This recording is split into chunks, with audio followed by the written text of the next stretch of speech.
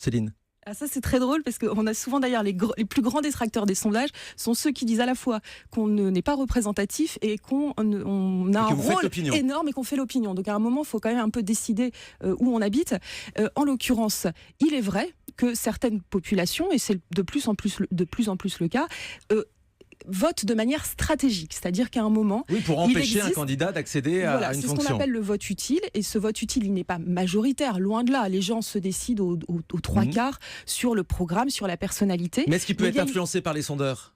Oui, tout à fait. C'est-à-dire qu'à un moment, ça fait partie des éléments de réflexion. Mais si à un moment, par exemple, Benoît Hamon décroche, c'est parce qu'il y a une grosse part de ces électeurs qui hésitent, qui nous disent nous, on aura du vote utile, c'est-à-dire qu'à un moment, on essaiera de voter pour celui qui va gagner la présidentielle.